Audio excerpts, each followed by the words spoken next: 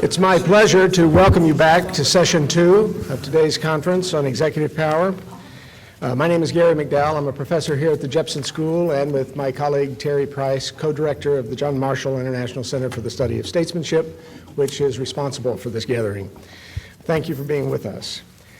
Having established a most impressive precedent, Dr. Price, keeping everybody online with the overwhelming fear of the executive sword falling on their necks if they violated it, I hope that, having learned something about conference participation virtue, that our panelists will be self-restrained similarly.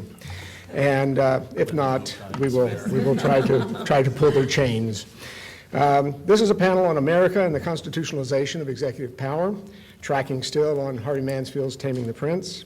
Our presenters and their biographical sketches are before you are Jeffrey Sedgwick at the University of Massachusetts, James Caesar from the University of Virginia, David Nichols from Baylor University, and Karen Hult from Virginia Tech. We look forward to hearing from each of you, and we'll have questions as before. Okay, I'm going to start off, and with your indulgence, I'll give my presentation sitting. Quickly to move through this, I want to call your attention to the title both of Harvey's book and of my paper, Taming the Prince versus Constituting the Prince. The former presumes the existence of a prince in need of taming, either by law, Magna Carta perhaps, or by a powerful and independent legislature, Parliament or Congress. The latter presumes the absence of a prince and the perceived need to create one. Now, common opinion presumes that the former is the natural state of things. Princes, or tyrants, if you will, seem to us to be the oldest and most common form of rule, perhaps because of their likeness or the likeness of prerogative to paternal power. And remember that Locke's discussion of prerogative in the two treatises of government follows several chapters after a lengthy discussion of paternal power, the first form of communal power he takes up. By the way, one could easily change the language to princess and maternal power and arrive at the same point I'm trying to make. And that leaves us with only a partial view of the subject, I suggest, that is, the likeness of prerogative to paternal power. Exploration of the apparent counterfactual might well deepen our understanding of the executive power beyond what can be obtained by imagining ourselves on the field of Runnymede or choosing sides in Parliament during the Glorious Revolution of 1688. Fortunately, American political history gives us what every scholar dreams of, not an imaginary counterfactual or original position from which we might logically deduce principles of proper executive practice and structure, but a real historical record from which to draw. I speak, of course, of the United States of America in Congress assembled, operating under the Articles of Confederation from 1777, though that's de facto since the Articles were not formally ratified by the states until some 4 years later. But the Congress of the United States operated under the Articles from 1777 until they were replaced by the present Constitution in 1788.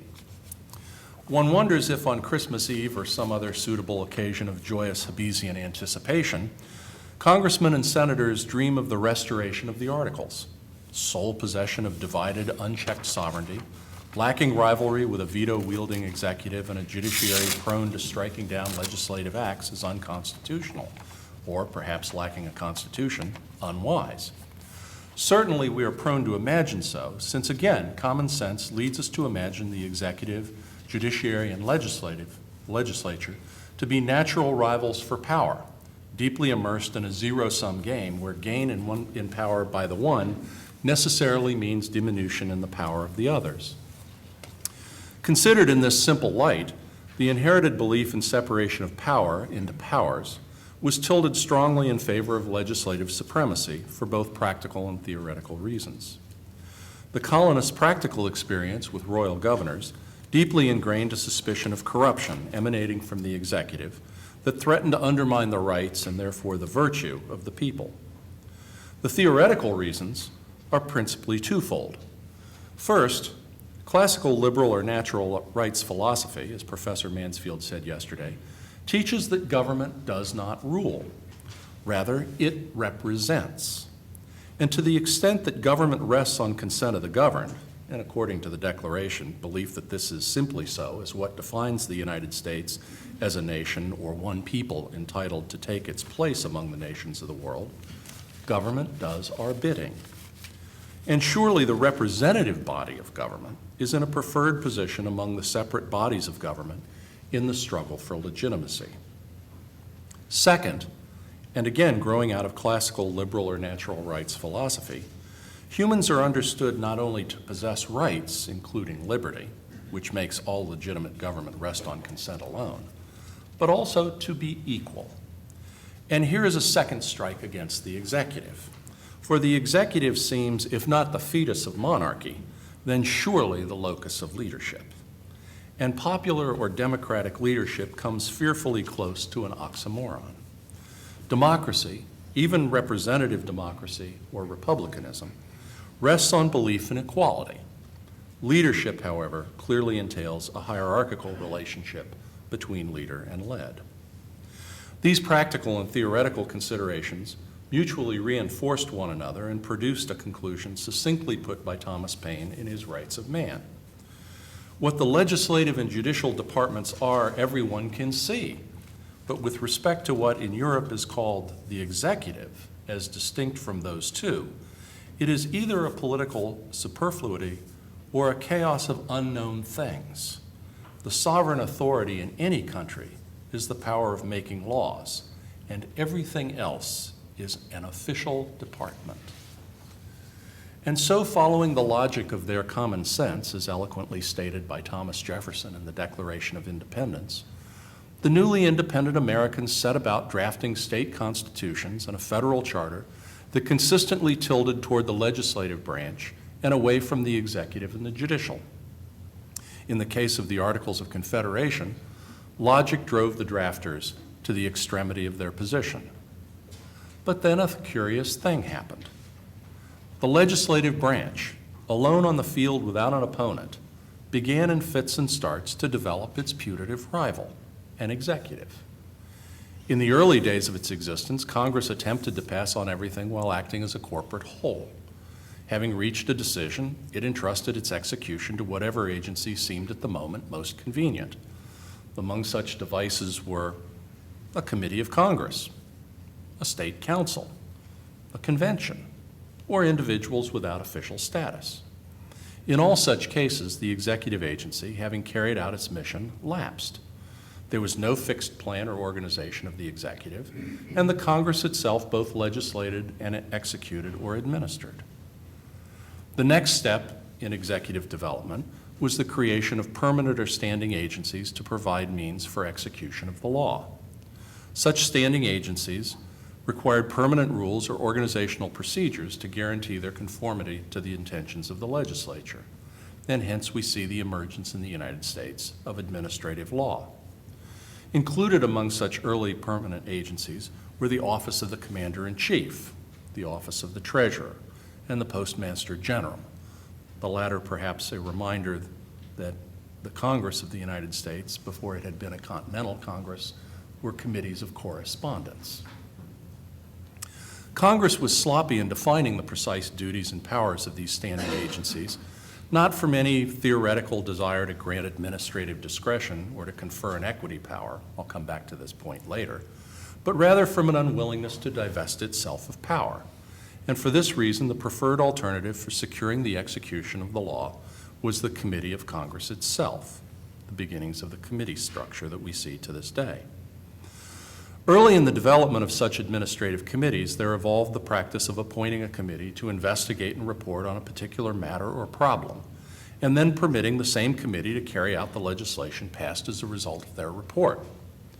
The next step in systematizing the administrative structure of the national government was to assign subsequent business to a similar kind, to an already created committee, thereby making it effectively permanent as an administrative body.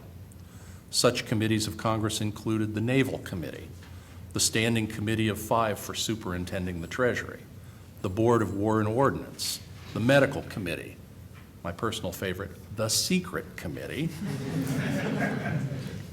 Anybody want to guess what the secret, it exists to this day with a different name. Anybody want to guess what it is?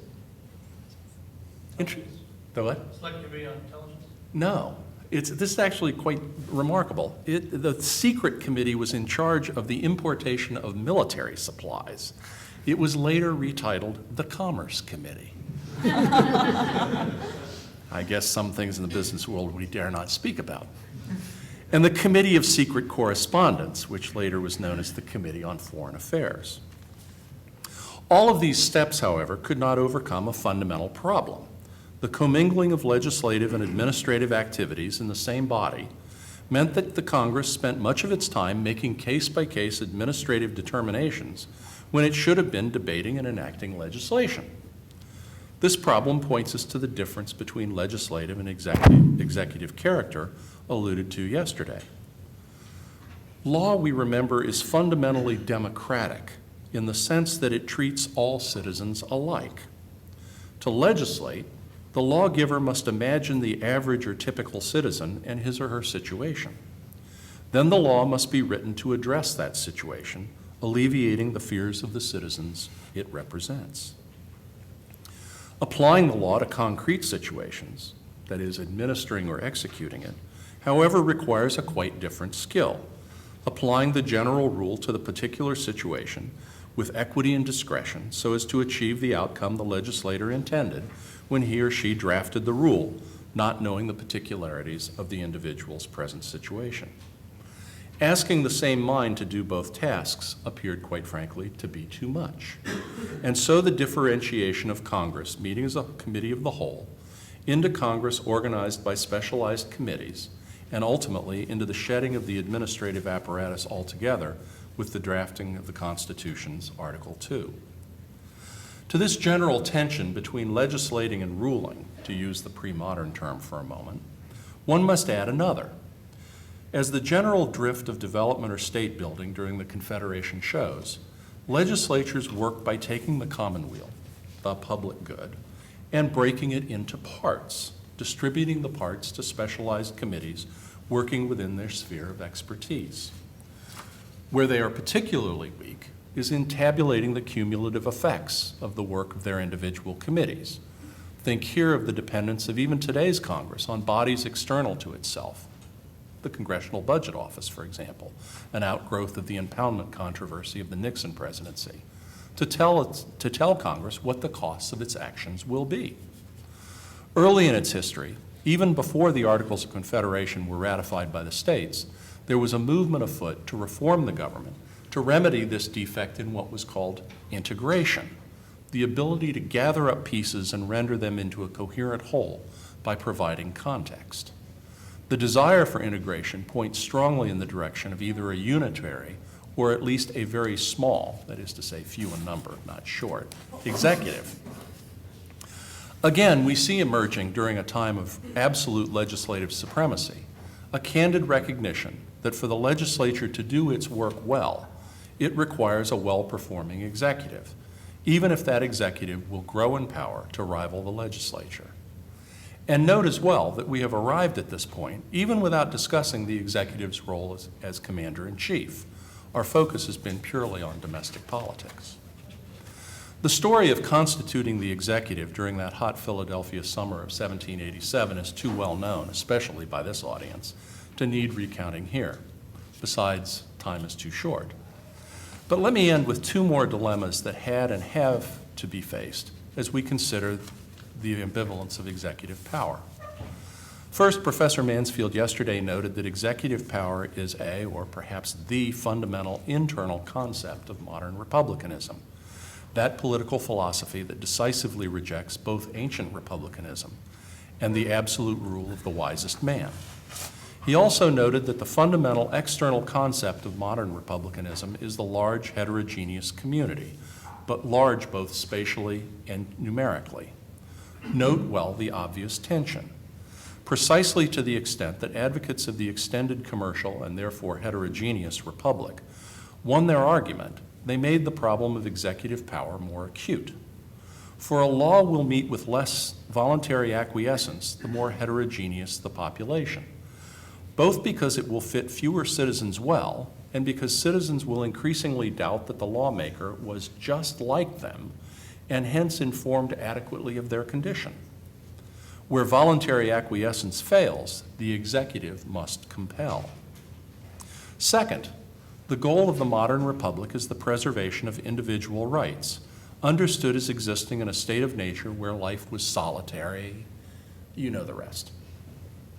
I stopped with solitary for a reason. As we have seen how the application of natural rights theory has led to an emphasis on representation that greatly benefits the legislative branch. Yet the story of the American Republic reveals an unmistakable trend toward executive power, though not permanent supremacy. How is that to be understood and explained? Is it merely ambition, understood as the desire to do well? Or perhaps the executive embodies something that the legislature cannot? If the legislature represents us in all of our individuality by its numerousness, that is, if it responds to and represents our separateness, could it be that the executive somehow embodies our desire for community, for togetherness, for belongingness, or oneness? That such an executive appears to border on, if not succumb to, being a tyrant, may call our attention to defects not in the executive, who, after all, can never be excluded from the polity based on this history I've just recounted, but rather in the premises of modern political thought on which the modern republic rests.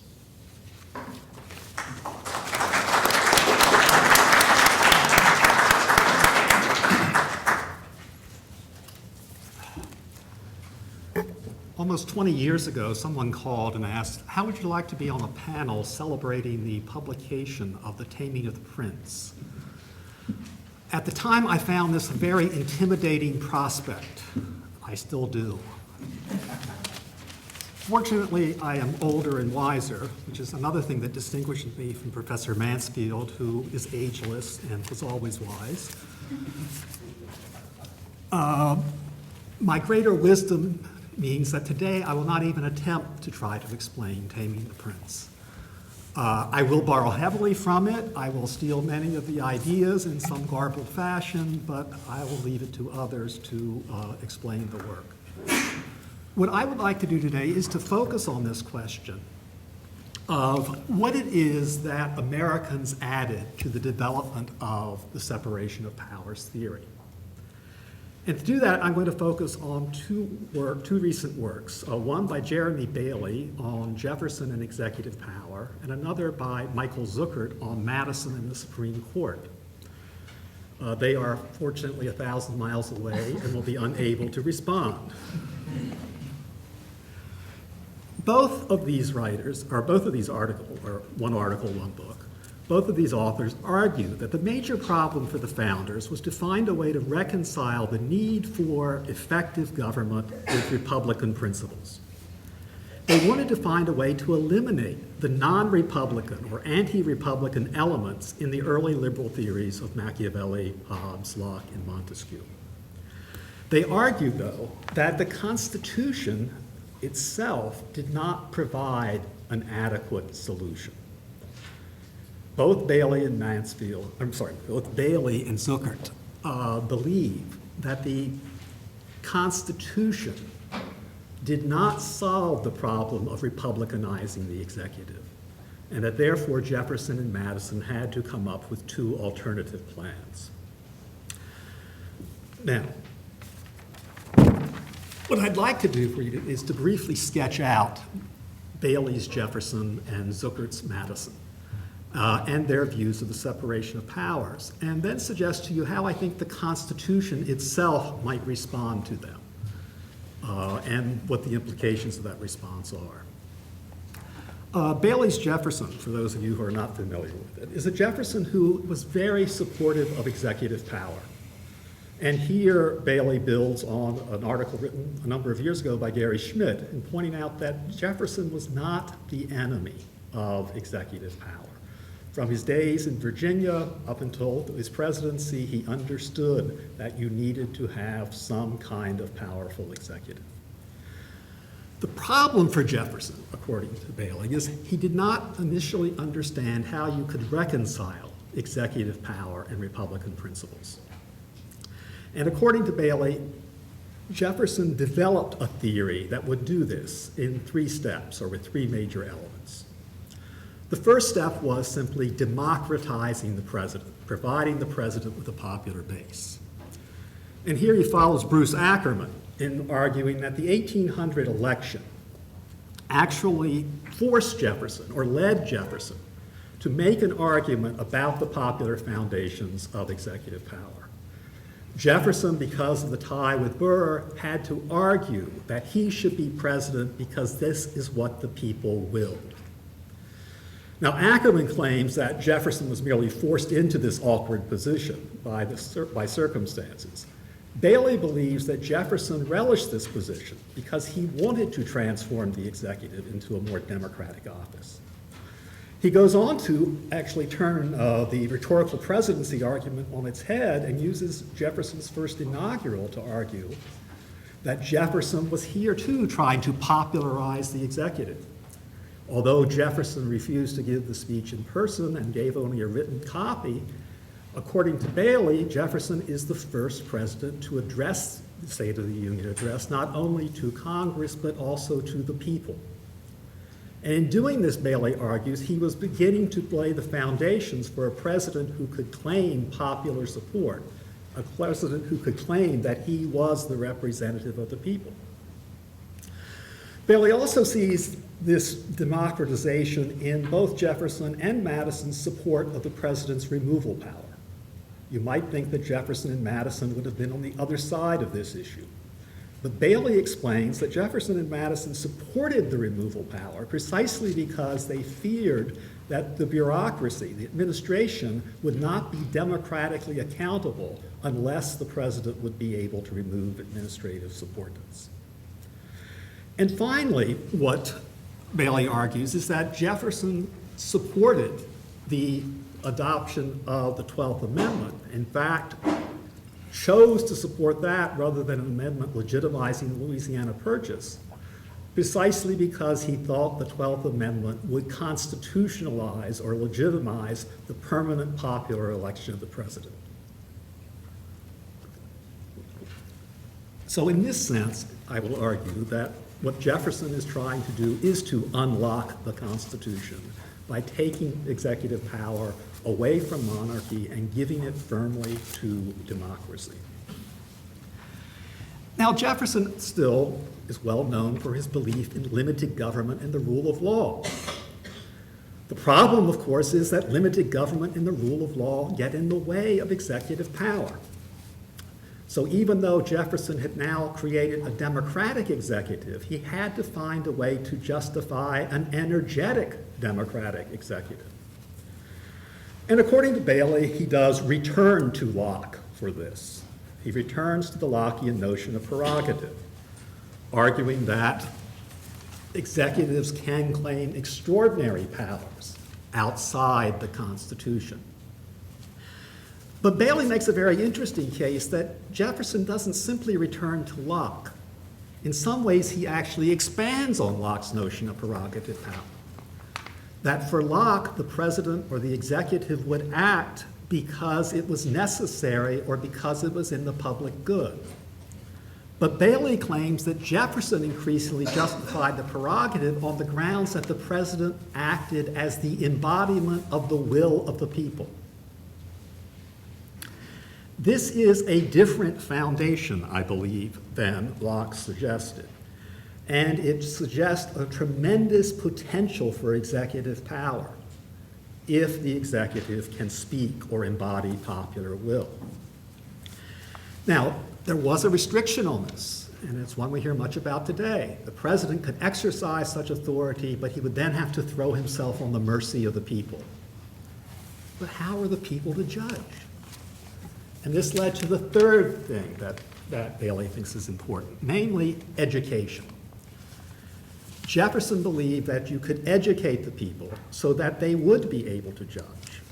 How would you do this? According to Bailey, through declarations. Not too surprising. Declarations, not just the one he is most famous for, but his first inaugural and his support for the Bill of Rights, were all attempts to use declarations to explain the principles which should guide democratic government. They also had the added advantage that declarations could be a way of amending the Constitution without having to go through a messy procedure. Because if you could state in your Declaration of Principle a new understanding of the principles animating the system, then it would be possible to change, to have democratic change take place without having to actually change the law or the Constitution. So if you put all of these things together, I think you can see that Jefferson does have a kind of coherent theory emerging, and I think you can see how extraordinarily influential this theory has become. Presidents tend to defend their powers in terms of popular will rather than in terms of constitutional office. Presidents also frequently wish to step outside the Constitution when it is convenient to do so. So under the Jeffersonian dispensation would pass very strict laws, for example, against torture, which would leave a very large escape hatch so that you could jump outside the Constitution when it was convenient or necessary to do so. In fact, I would argue that we see, yes, in Jefferson, a clear anticipation of the progressive arguments. Now, people would complain that, well, Jefferson is not, it believes in states' rights and strict construction.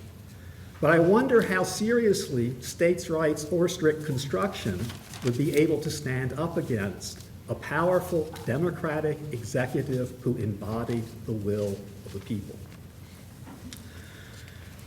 Zuckert's Madison, and I'll do this quickly. Well, actually, what I will do is I will forego Zuckert's Madison and just talk about Jefferson in the interest of time. So, how would the Constitution respond to Jefferson? I think in part what you have to do is to look not just to the Federalists, but also to the Constitutional Convention here. And I think if you actually look at the Constitutional Convention, you will see the emergence of a logic for executive power that is much different than the logic that Jefferson proposes. And I would say, if you look in particular at two people, James Wilson and Gouverneur Morris, you will begin to see a better and more adequate understanding of separation of powers than you would find in either Jefferson or Madison. Now let's look at this on a point-by-point basis. First, as I have argued on other occasions to little effect, if you eventually look at the debates at the Constitutional Convention, you will find that the anti-democratic voices were not the ones who prevailed. The delegates who spoke most disparagingly of democracy in terms of presidential selection all opposed the Electoral College, the eventual constitutional solution. Not one supported it. The idea that electors would refine and enlarge the public view, as Hamilton states in the Federalist, was nowhere present at the Constitutional Convention. The argument for the Electoral College at the Constitutional Convention was quite simply practical. Madison said there are two reasons for it. It helps us deal with the problem of federalism. It helps us to deal with the problem of slavery. Not that it helps to refine our opinions. Jefferson really didn't have to change the constitutional presidency in order to provide a popular base for it. The American founders had already done that. And if you look at Morris's writings, you will find that the American founders even understood the possibility that the president would represent not necessarily the people's will, but he would represent their interest, as Gouverneur Morris put it. Morris went so far as to say that the president will become the representative of the interests of the people in opposition to the special interests that will come to dominate the legislative branch. Morris also anticipated political parties, arguing that parties would inevitably form around the election of the president. Morris and Wilson also recognized the need for adequate powers. But they thought that those adequate powers must be a part of the Constitution itself, and that those adequate powers were possible precisely because of the functional distinction that Professor Mansfield made yesterday. We do not have a separation of power. We have a separation of powers.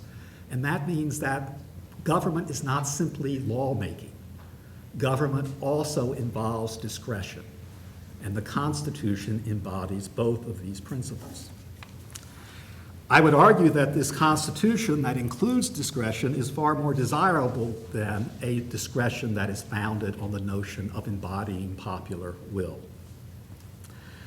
I would also argue that Jefferson misunderstands the proper way to educate democratic citizens.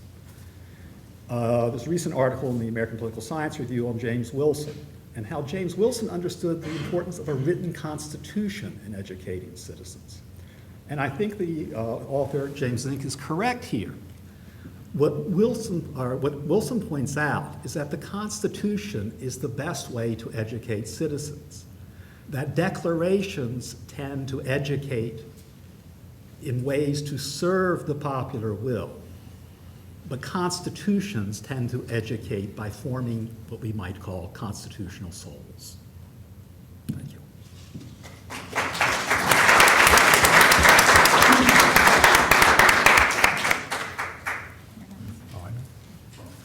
I'd like to join with the others in thanking Jepson School for conceiving this conference and for the Dean and Gary for executing it with good sense and vigor. And it commemorates, I think, what is unquestionably one of the finest and certainly one of the most challenging books of political science in our time. I think Taming unleashed new ways of thinking about the nature of government, ancient and modern, and it allowed us in particular to appreciate the lion that is concealed and partly caged within our political system.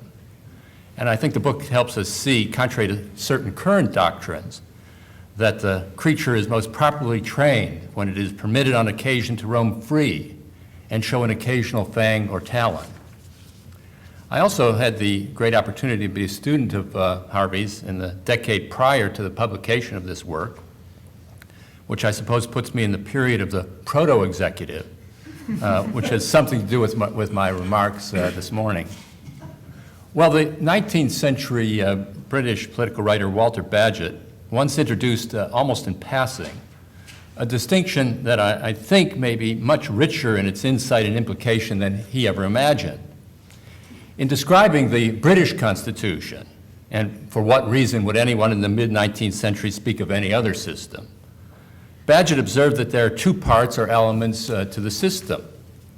One of them he called the dignified part, which referred to those institutions or aspects, in Bagehot's word, that excite and preserve the reverence of the population.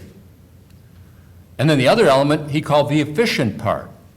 That's the part which does the actual work of governing. Now that first part, the dignified part, we might say sustains the legitimacy of the system as a whole. The efficient part performs the actual decision-making of politics and its working and its functioning. Well, this might lead us to think, and I pose this as a question up front, can governments exist with only an efficient part and without a dignified part? And if they could, should we want them to exist? But let me take a step back. In Britain, to put some flesh on the bones of Bagehot's abstract distinction, it turns out that these two parts have different institutionalized homes in a kind of separation of elements, which, like everything in Britain, has grown up by accident or organically, the accidental or unchosen in traditional British thought being a synonym for the natural. So for Bagehot, this separation, which has grown up, works well. It keeps the two parts from interfering with and undermining one another. The dignified element is found in the monarchy and maybe parts of the Lords. The efficient part is found in the House of Commons, the cabinet, the prime minister, and the senior civil service. They do the actual work of governing. Well, Bagehot is clearly onto something here. Just in passing, it turns out that there's an interesting empirical contrast between the prime minister and, say, the American president. They're both very powerful offices, and it could be argued, I think, that the British prime minister possesses more real efficient power within the British system than the American president possesses within our system. Yet because the dignity is absorbed in Britain by the monarch, one sees that the prime minister is left exposed, living in a modest little apartment, shouted at in Parliament all the time, without large motorcades to stop traffic, shorn of a panoply of czars. Here truly is power without pomp. And by contrast, we glimpse something about our president. It is an institution that carries with it some dignity. The British are, or at least they used to be, such a peculiar people that it would be hazardous to draw from Britain any general lesson. And certainly Bagehot, in his incuriosity, does not bother to do so. For him, the dignified element is just the British monarchy, with its jewels, crowns, old china, horse-drawn carriages, and the like.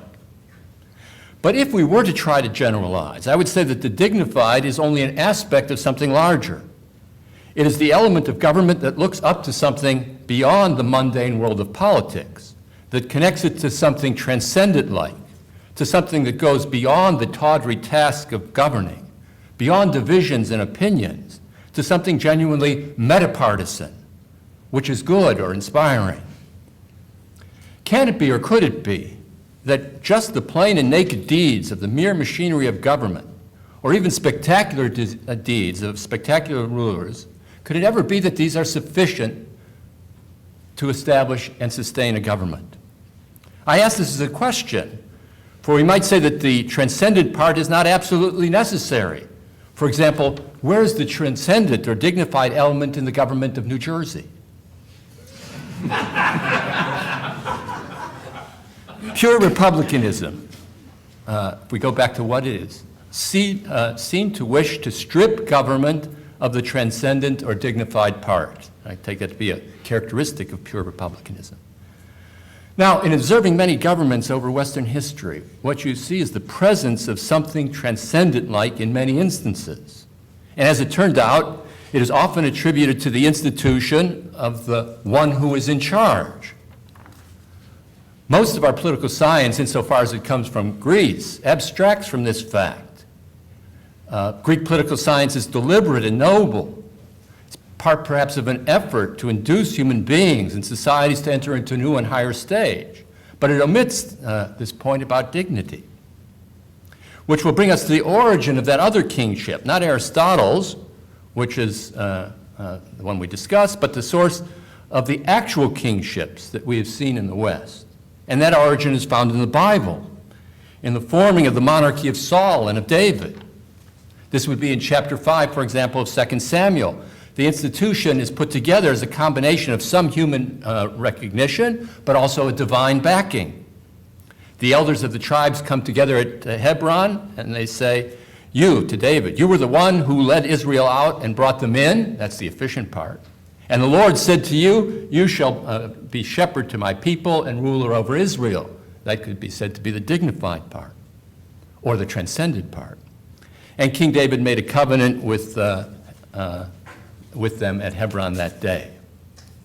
So the kingships we sometimes know of in the West consisted of a melding or intermingling of these two elements, the transcendent-like and the efficient, inside the same office or the same person, even though that office might not possess a monopoly of the transcendent-like function. The leader in this context is thus two things at once: someone upholding or representing the transcendent-like, and someone performing the efficient functions. And what is the consequence of this interlinking? The leader, in one sense, is enabled by securing a further source of power or authority that he might never be able to achieve on his own, which he can deploy fraudulently, perhaps to his own use. Yet here's the other side. He's also constrained in some way by the standard of the transcendent, which is higher than him, and to which others might also appeal. Now, if tyranny is the full rule of one according to his own will or determination, no king in this sense can ever quite be a pure tyrant. It is the restraint on the transcendent element that might interest us. Well, what does all this mean for America? The contention I'd like to put forward now is that the completion of the American founding is found in two acts after the writing of the Constitution in Philadelphia. Both of these acts consist in the engrafting of a transcendent or dignified element onto American politics and onto the presidency. Neither act was necessary. Both acts were matters of choice. The two acts are first, Federalist 49, which transforms a written document, the Constitution, into something more than a mere statute, but an object of some veneration or of reverence.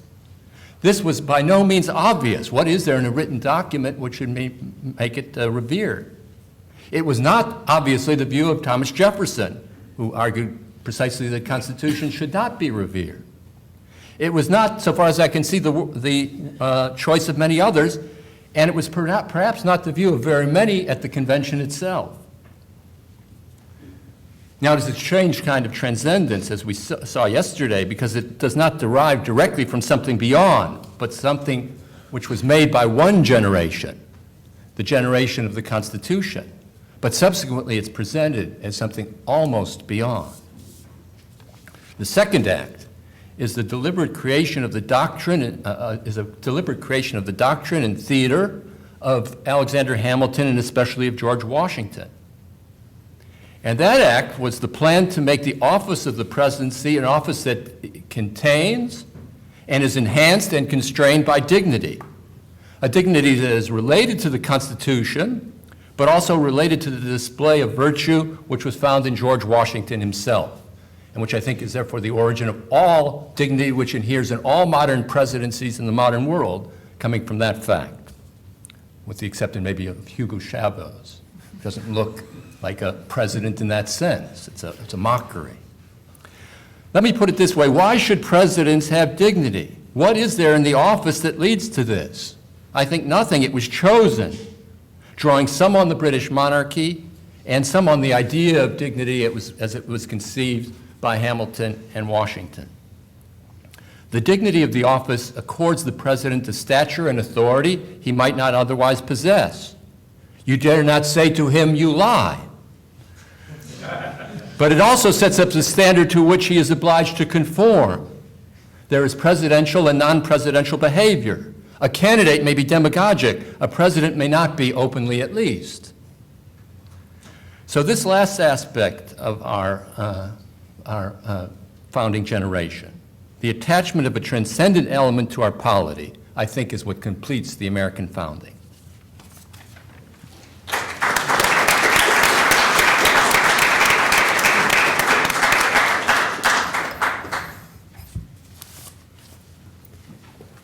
Speaking of intimidation, I will begin as well.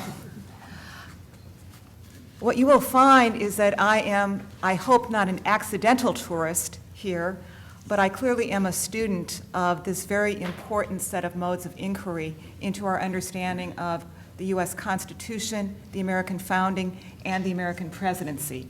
And so my remarks then reflect more of what's perhaps defamed appropriately in many cases as an empirical student of the institution of the contemporary presidency.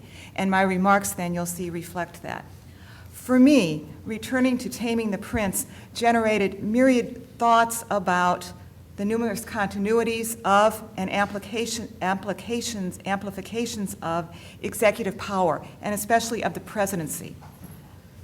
Especially since the first time that I read this book when it was published by Professor Mansfield. With those reactions then came some associated concerns and worries about the future. So what I'm going to be doing here is moving from the chapter on constitutionalizing the executive to the final chapter and taking as my focal text what's written on page 297. Today's executive has been so packaged by consultants and confined by bureaucracy that he yearns atavistically to do something on his own, by himself. Now, beyond simply reminding us, perhaps, of that strange presidential motorcade that delivered President Obama, NBC anchor Brian Williams, and a White House entourage to a Five Guys Burgers outlet in suburban Virginia, it seems to me that this passage draws attention to features of the executive that have troubled some and that raise issues constitutionally and in terms of governance in the United States more generally. I want to focus on those two issues of the bureaucracy and also of being packaged by consultants, that is, the more demagogic appeals that have been made or perceived to be made by many presidencies. The bureaucracy that presidents confront often is part of the president's own making as they seek to centralize power in the White House and in the executive office of the president. That produces concerns then about the expansion, the specialization, and the focus of this broad advising infrastructure. Now, to be sure, many see few problems with this arrangement, and indeed some advantages. The vesting clause clearly mentions explicitly the office of the president, not simply the individual who holds that office. The unitary presidency has long been justified by contentions that such an understanding of presidential responsibility for and control over the executive branch enhances both accountability and policy effectiveness. We remember the entreaties of the Brownlow Committee that the president needs help, and that still may ring true for those who are concerned about the pressive demands on the president and on the complexity and the volatility of the issues that presidents face and the need for dispatch in threatening times such as ours. At the same time, clearly there are concerns that have arisen from the implications of this professionalized, collectivized executive. And I want to raise three concerns rather quickly, if I might. One has to do with the separation of powers, a second with accountability, and a third on, dare I say, policy effectiveness. All of them then speak to a broad notion of the capacity of U.S. presidents. This collectivization has had an impact, it strikes me, on separation of powers. The powers, not simply the power. In the terms of some of my colleagues, the president as first mover, if you will, can change the focus of policy debate by taking the first steps and then leaving it to the other branches to respond, which oftentimes they dare not. The president is also the last mover in many cases as well, as we've seen with, for example, signing statements and the significant executive orders that tend not to be overturned by following presidents, though we clearly see when presidents first take office that they race to do so, at least with a few of them. There's an ambiguity, of course, about the endurance and the persistence of such presidential action. We have great debates among legal scholars and political scientists to this day. William Marshall, for example, writes in a recent Boston University Law Review article that the precedential nature and the effects of executive branch action produces a one-way ratchet effect in favor of expanding the power of the presidency. Every extraordinary use of power, he writes, by one president expands the availability of executive branch power for use by future presidents. This produces John Owen's new constitutional equilibrium, especially in a security culture of potentially permanent wars on terror and other homeland security issues. Now, that's one side of the argument that no one need agree with.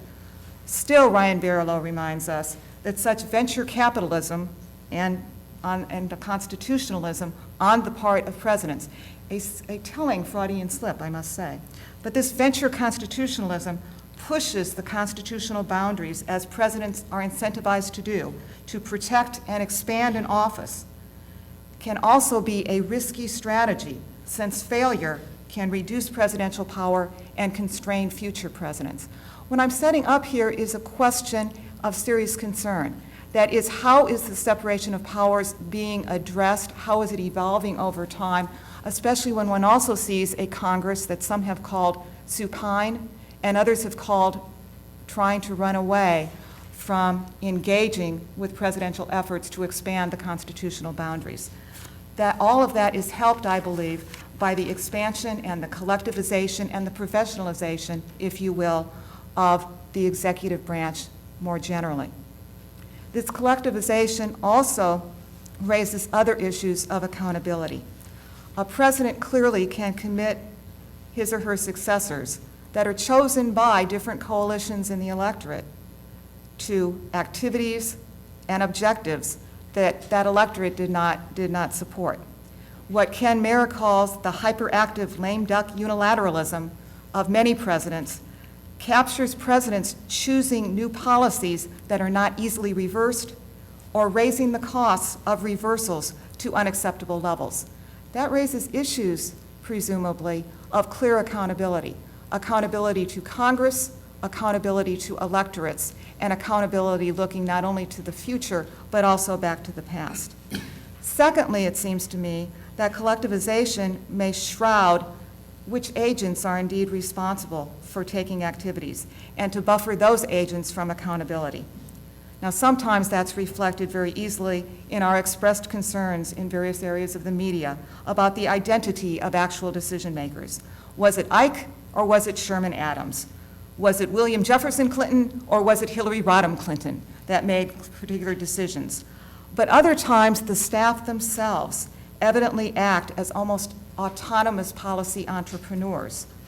When crises came, for example, as I've written about the W. Bush administration, beginning with the 9/11 attacks and then the Iraq War, continuing through Hurricane Katrina, and culminating in the meltdown of the mortgage market and Wall Street investment banks in 2008, carefully managed decision processes, traceable, accountable decision processes, sometimes broke down. Sometimes this, in turn, created something of a free-for-all in which powerful insiders, and we can think of many of the names, could play policy entrepreneurs and could capture the initiative.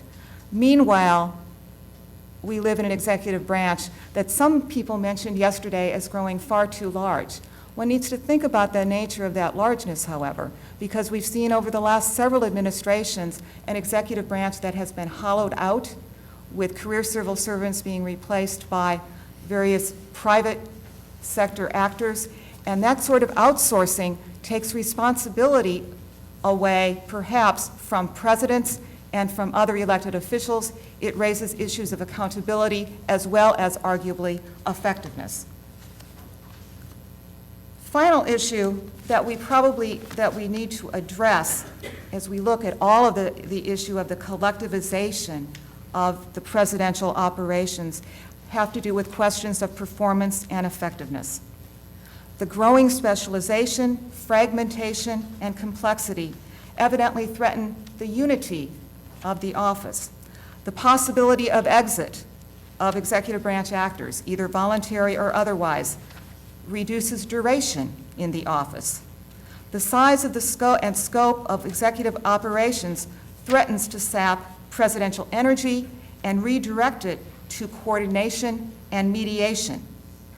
It's well to remember, perhaps, that even the Reagan Revolution faced constraints on its administrative presidency initiatives if one looked at ground levels of compliance and of impact. Again, those raise issues not only of accountability, not only of roles of the other institutions in checking and balancing, but also perhaps of policy effectiveness itself. A second concern that Professor Mansfield raises has to do with the highlighting the packaging of presidents. In particular, he focuses on political consultants and public relations professionals. These too are part of this more collectivized, professionalized executive branch. My colleague Martha Kumar, for instance, has estimated that at least since Richard Nixon, more than 1/3 of White House operations are staffed by experts in some sort of communication activity. Now, that ranges from people that write speeches to dealing with press operations to stimulating and mobilizing publicity and support all around the country and all around the world. This emphasis on public relations, on public communication, and on the attendant polling, group outreach, and mobilization of publics does reproduce and reinforce what Professor Mansfield noted in Taming the Prince. We now see the executive as the leader who gets his strength from the democratic element and strengthens it in turn. Now, that clearly raises at least some concerns about demagoguery. Hugh Liebert this morning, for example, reminded us of some of the dangers of excesses of praise and excesses of blame.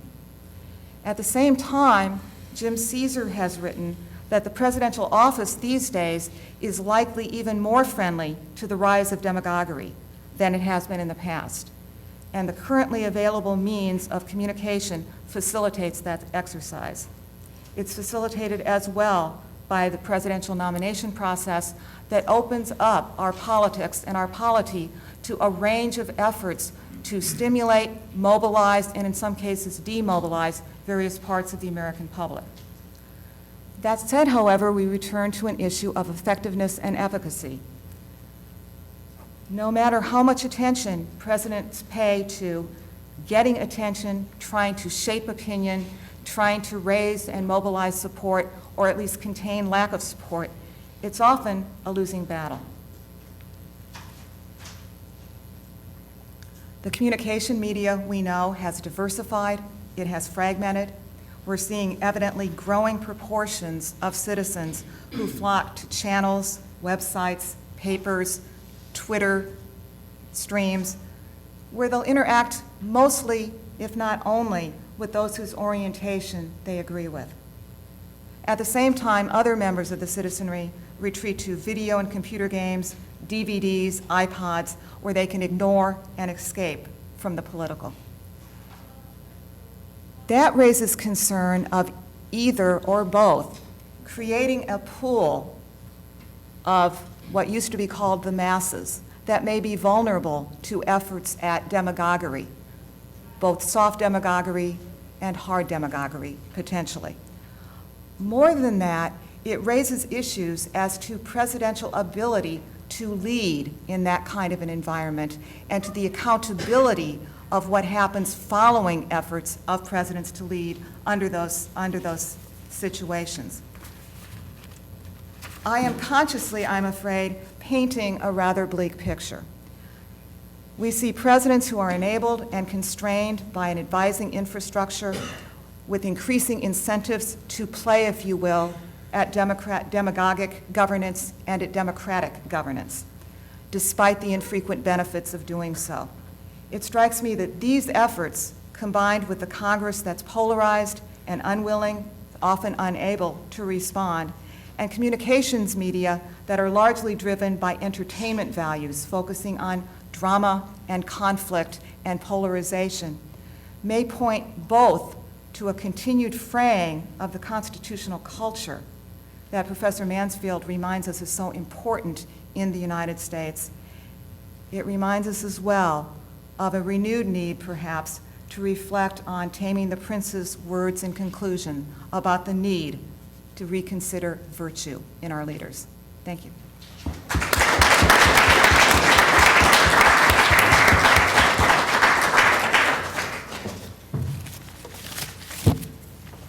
I don't know what to do. I've never had a panel end on time. So I want to commend you for your... You scared us.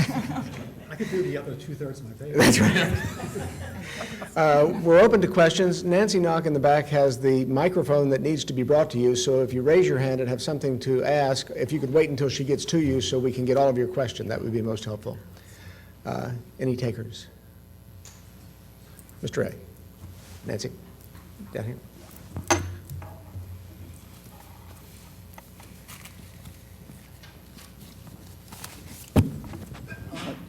Jim, I thought your business about both reverence for the Constitution and presidential dignity was very, very interesting.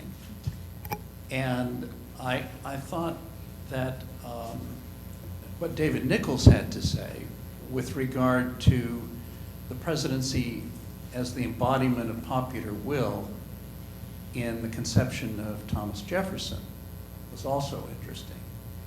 And I'm wondering if one or both of you could bring these two questions together. Is there a tension between these two developments, or do they reinforce one another? You're more dignified. All right.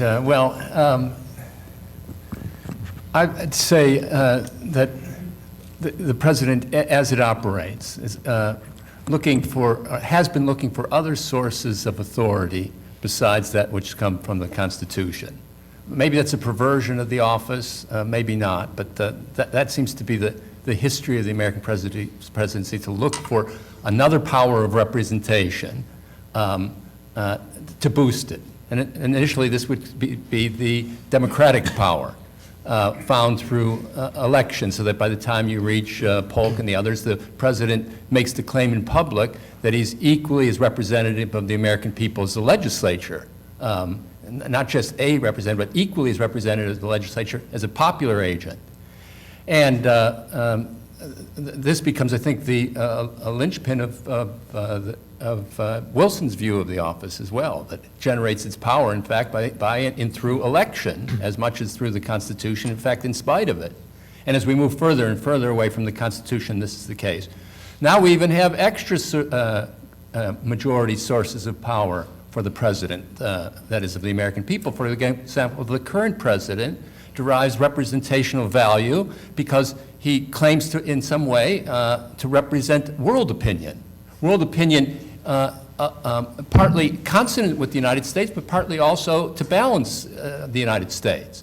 And of course, he has a basis for thinking that he's the president not only of the United States, but the president of the world, by virtue of the acclaim that he received during this campaign, in which he was elevated in world status to a kind of a messiah of the universe, and therefore thought that this was a kind of office that he had. So he's looking for another source of authority. It's as if you remember Tip O'Neill told one congressman who got too big for his britches in Washington, he said, look, all politics is local. And in Obama's view, in a way, the local is the United States, and the real scene is the world, of which he's in some way president. And there's this new thing called world public opinion, which is now tangible, and in which he sort of leads. So obviously, he's got to be reelected by the people of the United States, but he tries in some way to leverage the population of the world in his favor. So I would say that these endanger the constitutional dignity. They can be made to fit together, but I think that they endanger it by pushing the president continually in a more populist direction. Yeah, I guess my slight disagreement is I do not think the notion of the president as a popular national leader is alien to the Constitution. I think it is very much inherent in the Constitution and absolutely essential for a notion of the equality of executive power.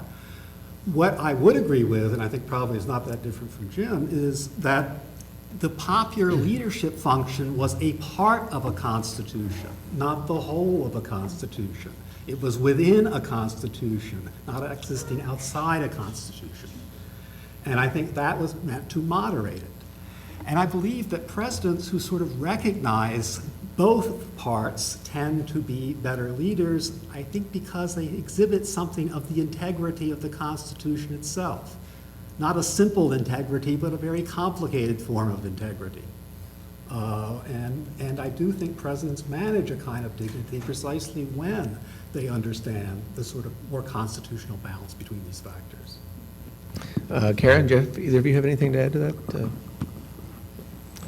No questions. Professor Galston, right behind you, Nancy.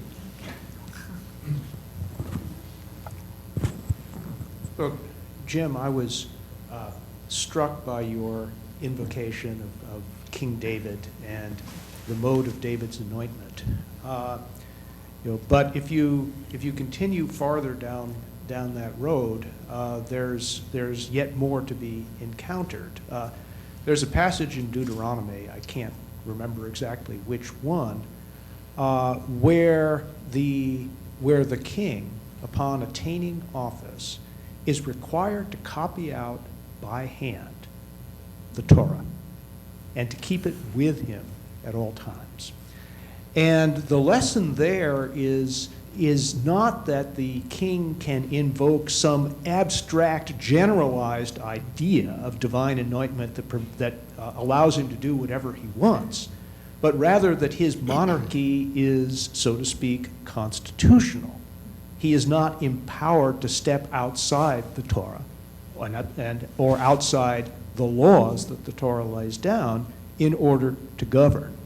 And it seems to me that religious metaphor, you don't have to go all the way down the road with Sandy Levinson to think that there is something instructive in that about our own circumstances.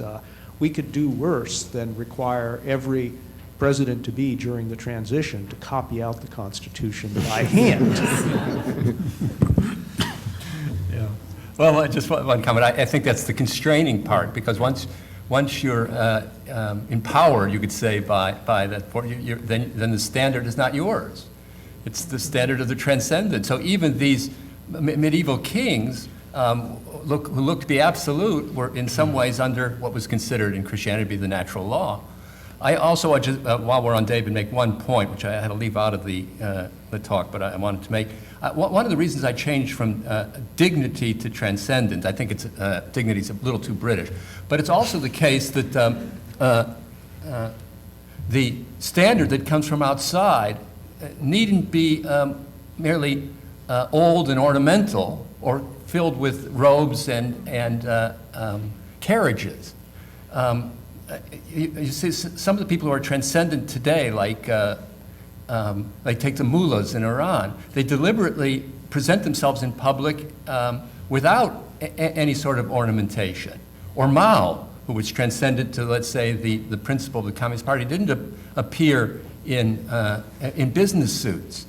Ahmadinejad, when he appears, it looks like he got leisure suits from Cleveland in the 1970s. So it depends. The transcendent shouldn't be associated merely with the character of the monarch, but with something. And this relates to the point I wanted to make about David, because a couple of chapters later, David is celebrating his commemoration around the ark, and he goes dancing in a loincloth. And his first wife from Saul, or maybe it was his second wife, I can't remember, he had a few. But she takes him to task on an aristocratic basis. She says, well, you've debased yourself. You can't dance around like an ordinary person, in effect showing your private parts or whatever to the maids.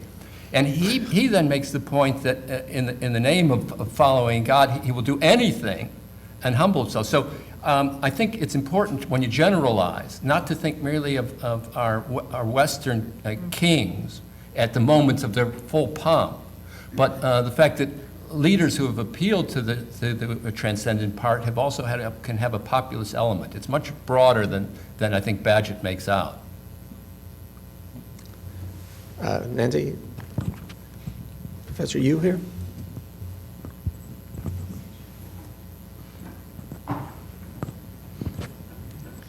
I just wanted to ask the panelists, because it's a theme I was struck by, is how much of the advantages of the presidency you all discuss is really a result of the constitutional text, the republicanizing of the prince, and how much is the product of the first prince? A lot of the decisions you talk about, a lot of it could be attributed to Washington.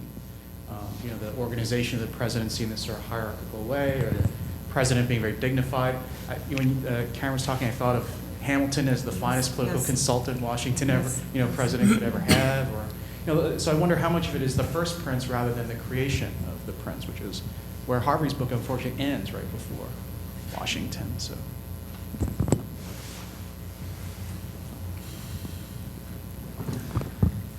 I think that's a really good question. I've always thought of at least from a presidential standpoint, particularly looking at learning over time and constraints over time, because I tend to see, as Jim just mentioned, one needs to regard presidents, kings, whatever the executives are, as embedded in both spatial context, but also more importantly, in some ways in this historical context. That picks up the Hamilton and not so much the Madison that's there in consulting for presidents.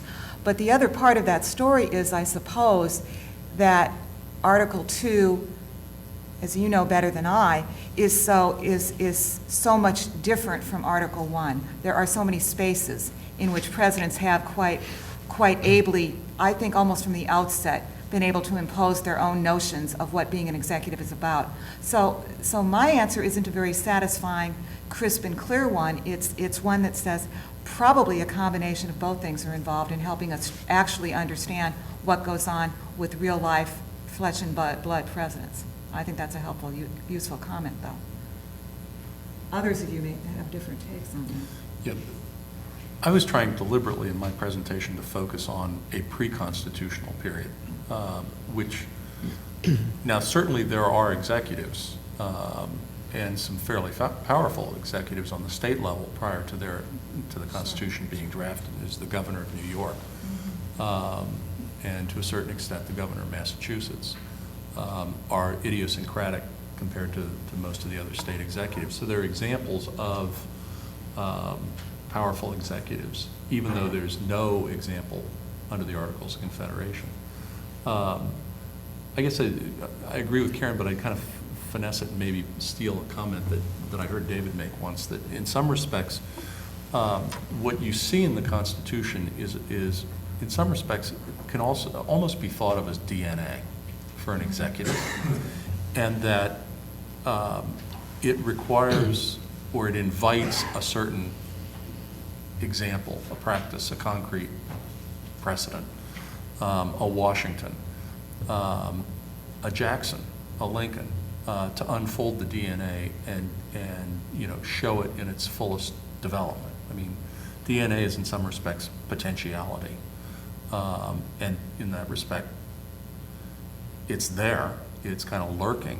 What it all means is not entirely clear until it's worked out.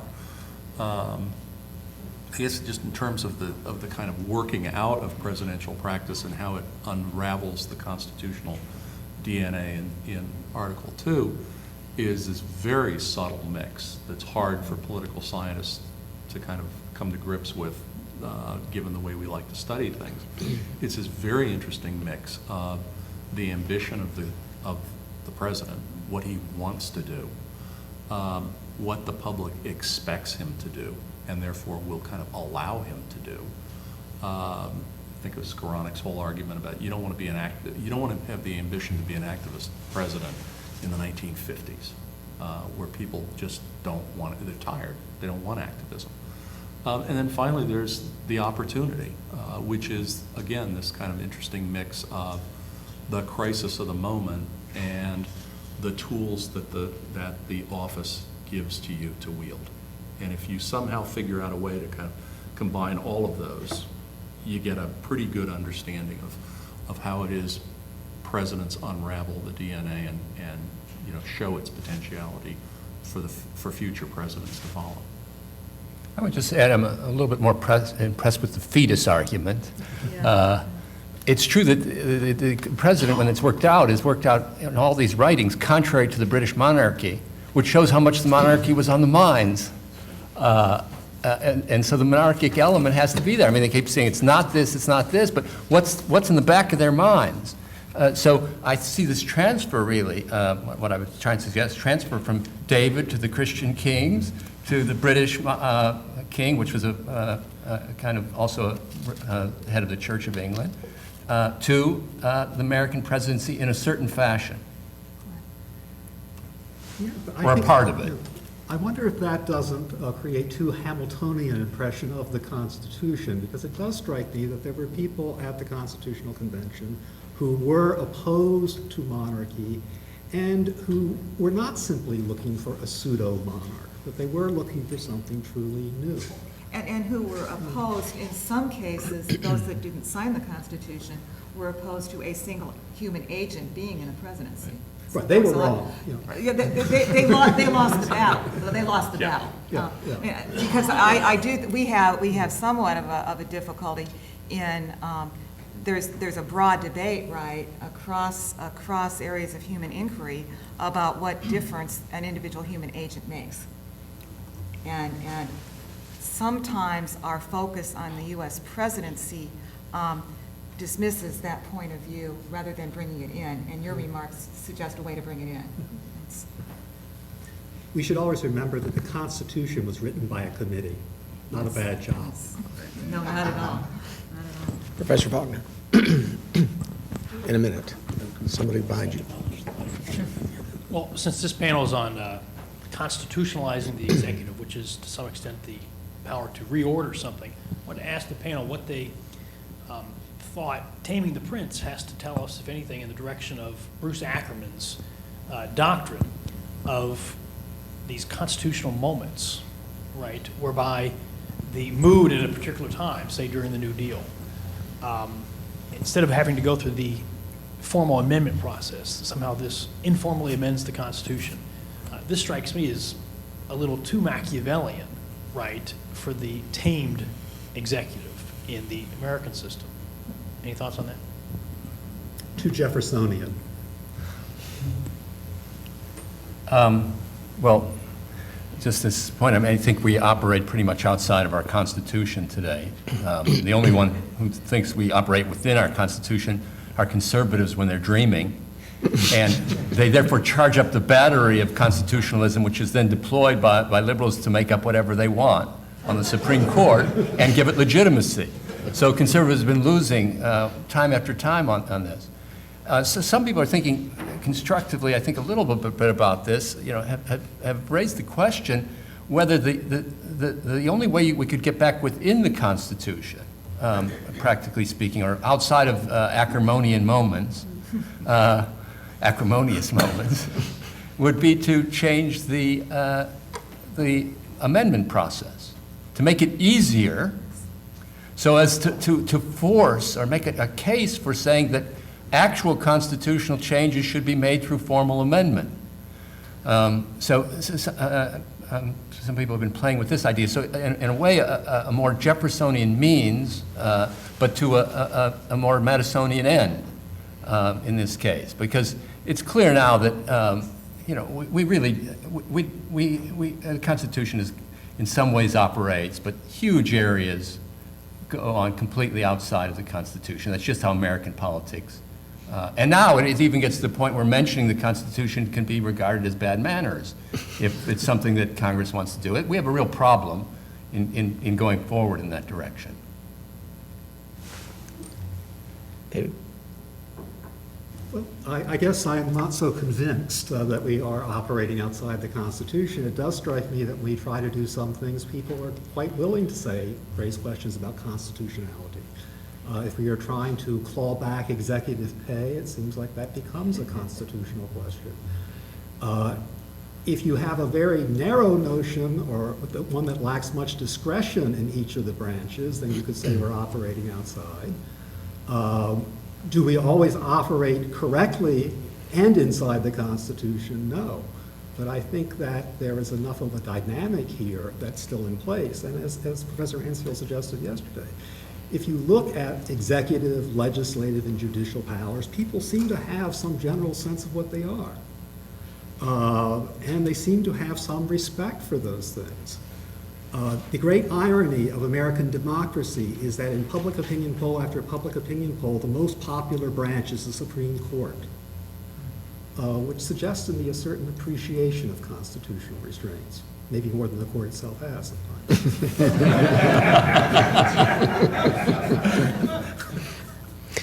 Garrett? I don't disagree, but I worry to some extent that much of that use of the Constitution is I'm searching for the adjective I want, is light, is not serious, is rhetorical in the negative common language use of the word rhetorical. That is, framing things as constitutional issues is often an appropriate rhetorical strategy and tactic that a wise prince would use in certain cases. And to some extent, one imagines that some people in the public respond thinking of it in roughly the same kinds of ways. Do I think we often act outside the Constitution? I would say not so much outside as unthinking. That is, the Constitution may in many ways simply become less relevant than we might like it to be. Maybe a way to make it more relevant is to think about a somewhat easier amendment process and making that more explicit of what we want changed and how we want to change it. My only point of caution is looking at states. In the states, especially those that have direct democracy mechanisms, but even in others, to some extent, some of the amendments of constitutions arguably has made things worse in terms of governability and accountability and expressing the worst parts of tyranny of majorities. So that's something to be cautious of as well, it seems to me. Just a quick observation, because your question is really hard to respond to, because it's such a deep and provocative issue that in some senses it's kind of based on a misunderstanding. we're kind of thinking of your question after Federalist 49, okay, that we're supposed to revere this Constitution, okay? Which I agree with. You know, I think that's an important argument. You know, and earlier presenter, you know, commented on Lincoln's observation about, you know, the lisping babe that prattles in its mother's lap and teaching it reverence for the laws. We can't lose sight of the fact, and maybe this would redirect the question into a more profitable area of inquiry. The Constitution we have now came out of a real set of circumstances, right? It came out of a real set of rubs. You know, a near shooting war between Virginia and Maryland over the taxation of shipping on the Potomac River. And, you know, it took 3 steps to get to Philadelphia to turn it into a constitution. But it essentially began as, hey, we better get folks together and talk about interstate commerce, or, you know, we're going to have states going to war with each other. So there's a, you know, there is a real concrete set of circumstances. You know, this is not, you know, a moral philosophy seminar. This is a group of practical politicians saying, my God, we got a problem, and how are we going to avoid this? What we might want perhaps to pay attention to is not the end result, but what precisely is the dynamics and the decision-making rule of the meetings that allowed what began as a narrow concern for let's avoid interstate conflict over trade along our borders to the document that we have. You know, what is it about, you know, was it the cast of characters? Was it the set of decision-making rules that were adopted at the beginning that, you know, produced this particular end result? And then maybe, you know, as long as we can have, or we understand and think we understand and can reconstruct those decision-making circumstances, we ought not fear having another one. The problem, I think, that causes most conservatives to go crazy over the idea of calling a second constitutional convention is the suspicion that what it will amount to is, you know, a huge public referendum. No debate, no deliberation. You know, it'd be impossible to kind of imagine in this environment reconstructing, just for example, if you ever take the week where they debate the different ways to elect the president, and they adopt sequentially 7 different ways to do it in 7 days, it's impossible to imagine that happening now. You know, where people would, you know, kind of riffle through with that care 7 different alternatives, debate each one, come back to the beginning, and then say, oh, well, you know, maybe this electoral college will do the trick.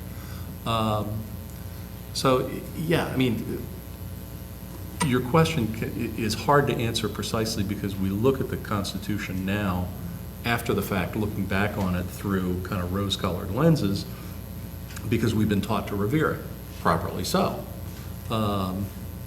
Actually, somebody earlier this morning, I thought, geez, what was the comment that you know, in this whole context of revering and dignifying, or however we want to think about the Constitution?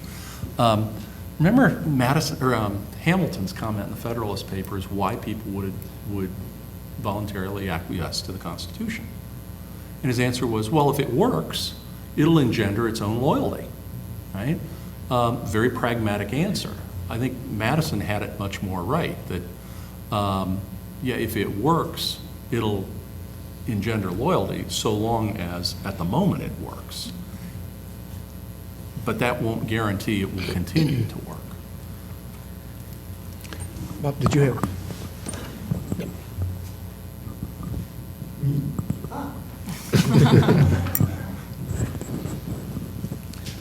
I have a big question, very floppy, and a small question, all too precise. The big question is this.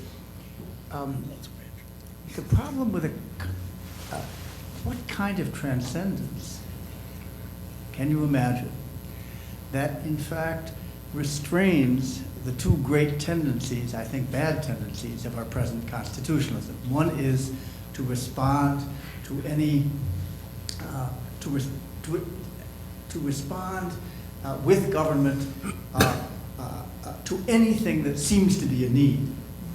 So one has an enormous change in the commerce power and in general the outlook on government. The other corruption being a certain understanding of liberty which now dwells on self-expression rather than on self-reliance, to put it bluntly. And therefore corrupts, one might say, the civic spirit of the country and discourages the key to the old limited government and the old restraint. Having hogged so much time, I shouldn't mention my second question, so I won't. Who would like to answer the second question? Yes. On your first, what I'm kind of, as you were stating your question, I'm thinking, wow, think Reagan for a moment, where there's an appeal to something transcendent. You think back to that wonderful ad, "It's Morning in America," and just a stunning set of campaign ads, very visual. My favorite was remember the one of the farmer standing out in a cornfield, and you see police lights on a car off on the country road, and they keep getting closer, and you see these two guys in the field, and they're kind of looking out, trying to think, what's going on here? And as it gets closer, you realize it's a police car escorting the Olympic torch being carried down this country road. It's just kind of like you went all gooey on this. But it was just kind of the sense of, there was a kind of an appeal to something larger than just yourself. This is an idea of America, married to the notion that, look, if there is a need, the default setting isn't you turn first to the government to satisfy the need. Sometimes maybe it would be a good thing if neighbors took care of neighbors. If you just kind of looked after each other, which would kind of alleviate the need to kind of turn to the government to meet that need. One thinks of, the oddity of the current situation we're in, where there is at one and the same time a call from the White House for a rededication to service, right? Serve your community. At the same time, you got the government nationalizing huge chunks of the American economy and regulating what's not nationalized. The two pieces don't quite fit together. One's going off very much in the direction you're talking about, the kind of what appears to be relentless growth of the federal government. At the same time, there's this go out, volunteer, do something for your neighbors. The two halves don't fit together very well. And my guess is, at least at this point, I'm rather pessimistic about it. I think the former is overwhelming the latter. David? I think it's important to look at how we got there, though, because to some extent, I would argue, it was the strict construction of the Constitution that created the problem. I think there was much more room to respond to a number of these issues within the Constitution, but the strict construction view left little room for that kind of response. The result was, in order to respond, people jumped outside the Constitution. And once you're roaming around out there, there's not much to hold you back. So if you're going to recover a notion of the Constitution, it can't be one of strict construction or terribly limited one. It must be a Constitution that, remember, was created to create more energy in government. Karen, Jim? We are at the end of our time. I want to ask you to join me in thanking the panelists for splendid presentations.